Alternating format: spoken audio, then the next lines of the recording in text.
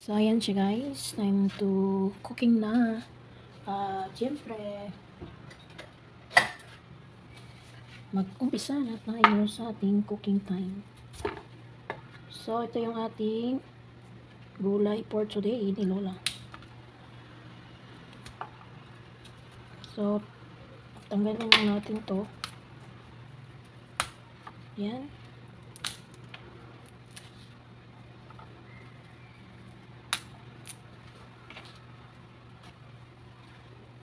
Yan. Ito ang ating gulay for today.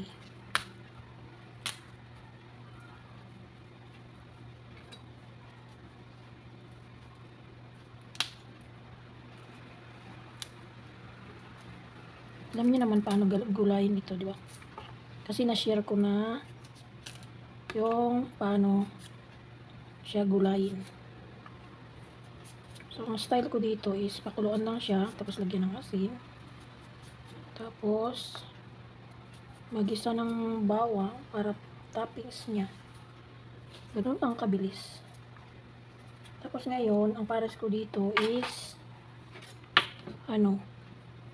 yung tofu.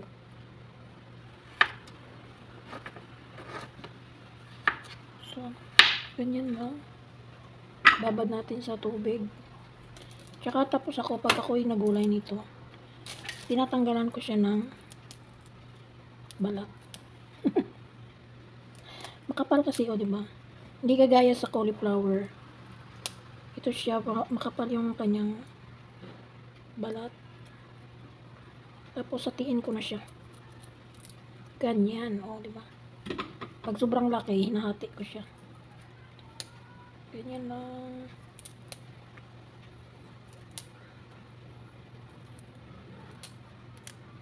Tapos hatiin sa gitna. Tapos ito yung ating tofu. Pakain kay Lola. Si Lola ngayon ay tulog pa. Ayaw niyang gumising. Nilapitan ko siya kasi sabi ko magkain na ng umagahan. Kasi alas 10 na. Ayaw niya eh. Ano ito magagawa? Ayaw niyang gumising.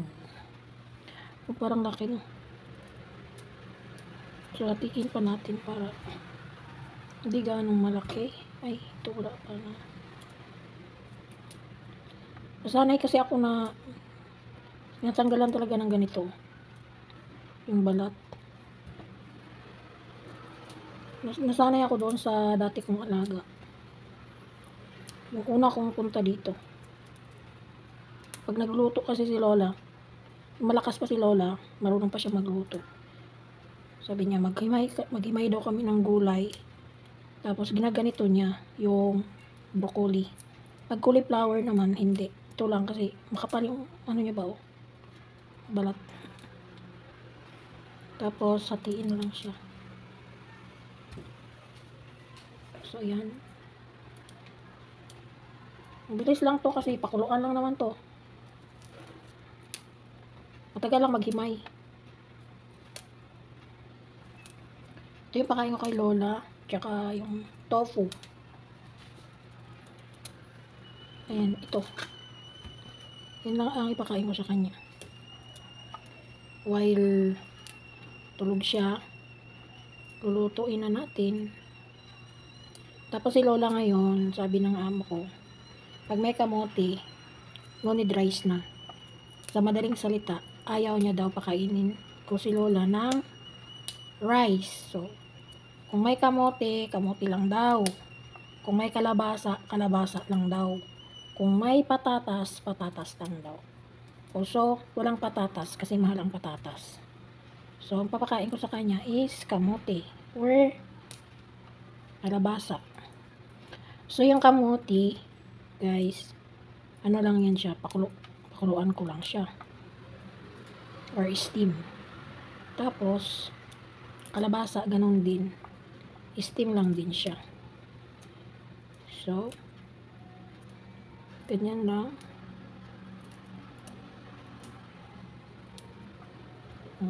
Tsaka ito naman sa akin yan. So, mas marami akong gagawin na pagkain ni Lola. Ako magtikim lang ako sa mga pagkain niya. Pero may pagkain akong akin. Nagawa din ako ng aking pagkain. Siyempre. Yan. So, lapit na matapos. Magpakulo lang ako ng tubig. Tapos, lagyan ng konting asin. Yan. O, diba? So, ito na yung ano. Tapos, lagyan natin ng carrots. Bakit man ito carrots ko eh?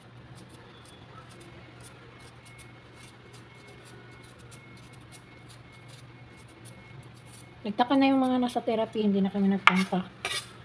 Kasi may tupak ng aking lola. Hindi makapunta. So, ganyan lang siya guys. Bali, 3 carrots. Okay na yan. Kasi, dekorasyon lang naman to. Kasi pag marami, ayaw naman kainin ni Lola yung carrots na marami. So, yan. Tapos, magano tayo ng bawang. Itong bawang naman, para ito dito sa tofu natin. Kulang pa to kasi kailangan ko ng bawang yung ating broccoli. So, ganun lang. Yan. Papakita ko sa inyo paano siya lulutuin yung ating tofu. Yan. So, ito yung ating tofu. So, ating buksan.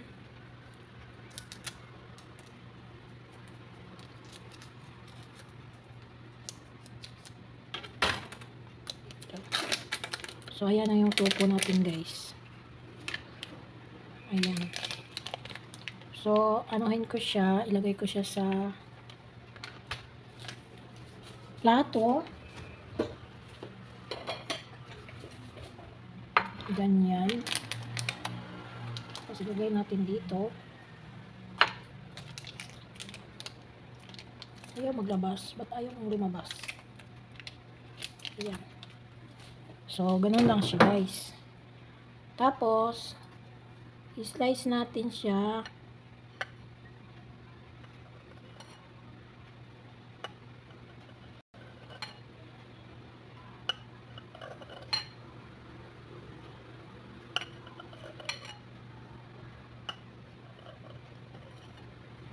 So, ganyan siya no guys. Pakita ko lang sa inyo. Tapos, in gitna. Di ba may linya-linya na yan siya.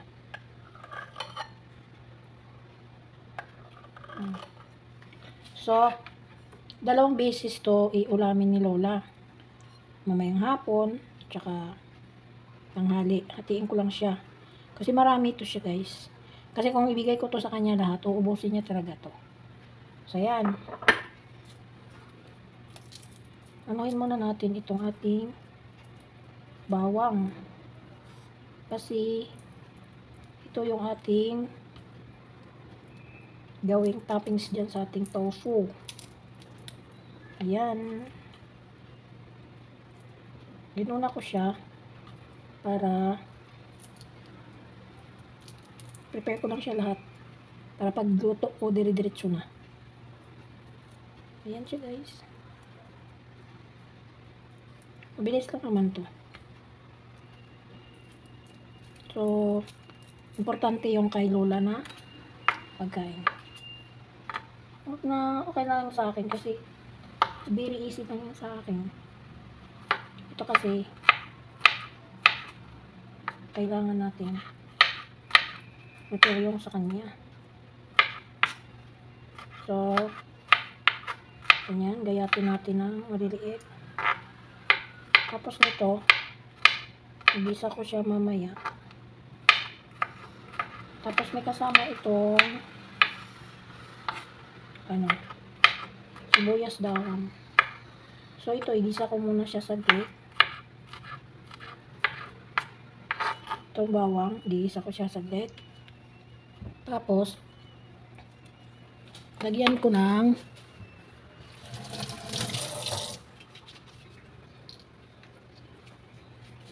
lagyan ko siya nito.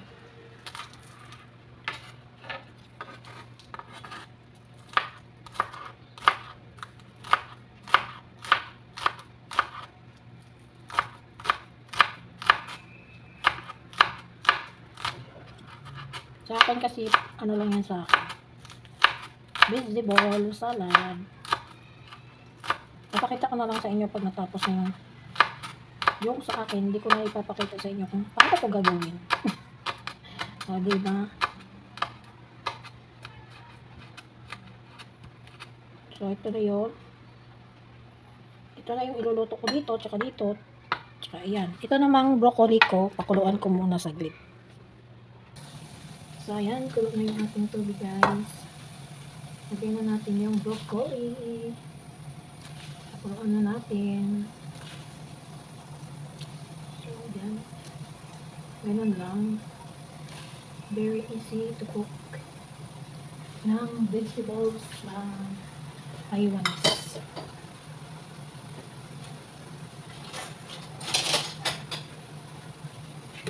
Tapos yan, mikos-mikos na natin, guys. Ayan. So, yung tamang-tama lang yung kalambot. Huwag naman masyadong lata. So, yan. Ganyan lang.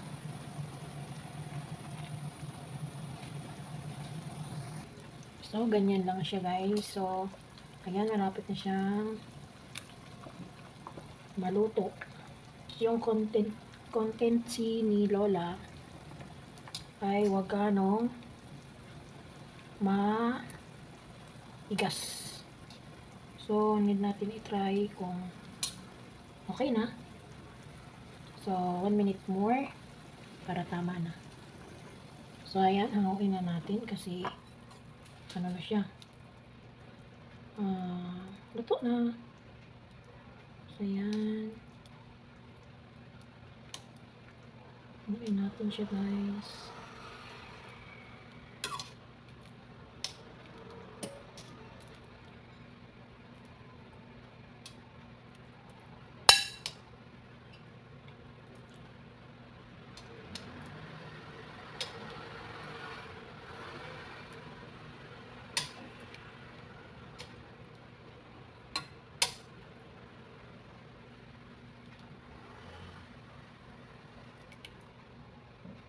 So,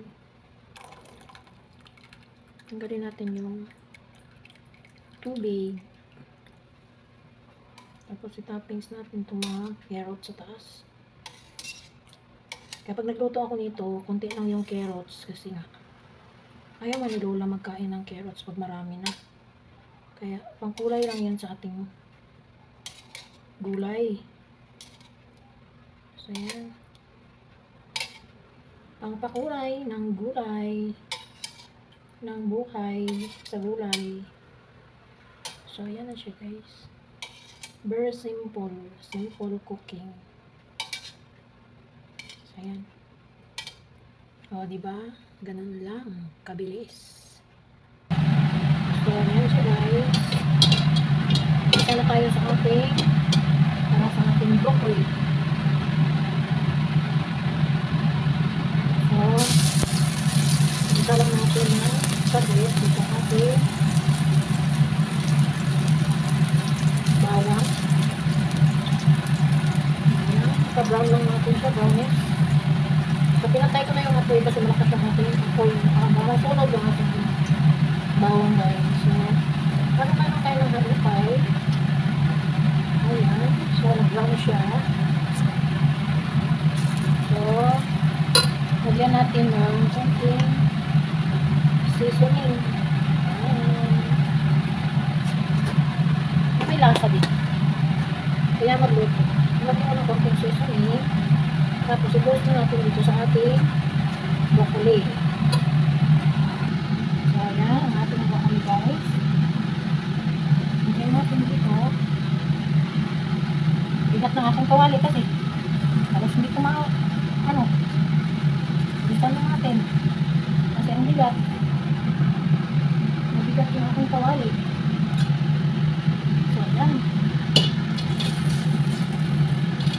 Parang mabalian ako. Mabalian ang aking kamay. So, yan na siya guys. Ganun lang pakasimple magluto dito guys. So, lulutuin ko na rin yung base ng aking tofu. So, yan. Hindi ko na siya hugasan. Kaya ko lang ng konting mantika. Siyempre, nilagay na natin yung ating bawang.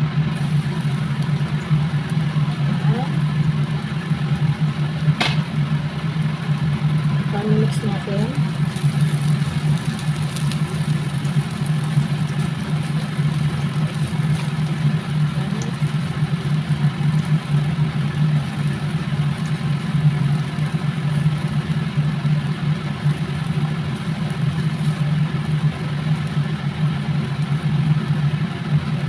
Tapos,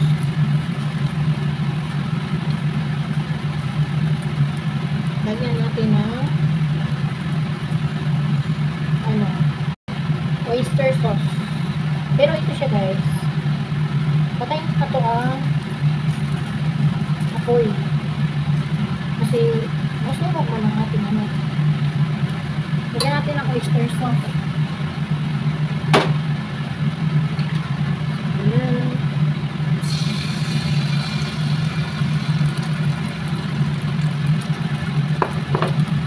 So manamis-namis siya. Ilagay natin itong sibuyas. Kasi siya, ito yung itoppings natin sa taas ng ating tofu. Ano na siya guys. So, dagdagan ko pa siya kasi konti lang.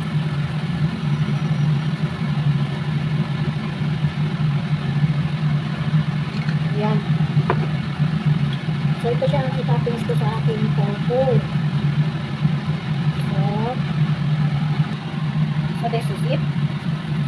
Toppings natin sa taas. Ayan. Ayan. Ayan ang ipapakain natin kay Lola guys. So, ang bigat ng aking kawali guys. Bigat ng aking kamay. So, ayan siya guys ang aming lunch for today ni Lola. Ayan, diba? So, this is it, my tanghalian. Lagyan natin ng sauce. Ayan. Tapos, mix together. Ito yung aking tanghalian, guys. Lagyan ko ng isang itlog. Ayan. At si Lola ay kumain na. So, ayan yung binawas ko doon sa kanyang tanghalian. Ayan guys, sarap. Lagyan ko siya ng cabbage, lettuce, tsaka cucumber, at isang itlog. At syempre, nag-toasted ako ng bread. Toppings ko dyan. So, ayan ang tanghalian ko guys. Pero, meron pa talaga akong tuyo. Kaya kakain ako ng kanin. A little. Ayan, pakita ko sa inyo yung kanin ko guys. Brown rice. O, diba? So, ayan ang aking tuyo. At brown rice. At ito yung aking salad. Ayan, thank you for watching guys. Bye bye.